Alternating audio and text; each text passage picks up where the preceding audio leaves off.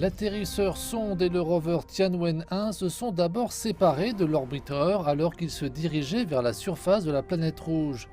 Les scientifiques chinois ont précisé que la descente et l'atterrissage n'avaient duré que 9 minutes environ, mais ils ont affirmé que c'était la partie la plus difficile de la mission.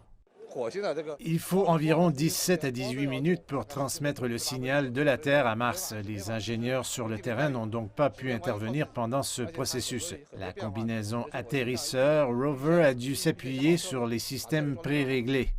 Après la descente, la combinaison atterrisseur-rover a finalement atterri dans la zone d'atterrissage désignée, la partie sud d'Utopia Planitia, une grande plaine de la planète Mars. C'est la première fois que la Chine s'aventure hors du système Terre-Lune et atteint l'espace planétaire extraterrestre. Nous avons atteint l'objectif de l'orbite et de l'atterrissage en une seule mission. Plus tard, le rover effectuera des expéditions scientifiques.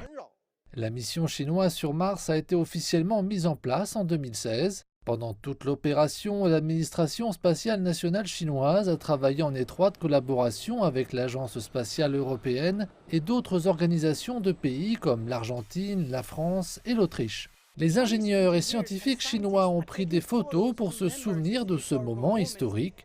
Leurs années d'efforts ont finalement porté leurs fruits. Ils ont déclaré que cette expérience précieuse acquise cette fois-ci ouvrirait la voie aux futures missions spatiales du pays.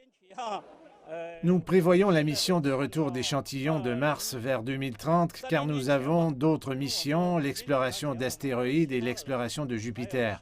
Nous mènerons ces missions de manière ordonnée.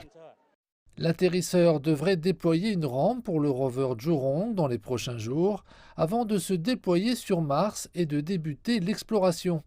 Zhurong est conçu pour y travailler pendant au moins 90 jours martiens.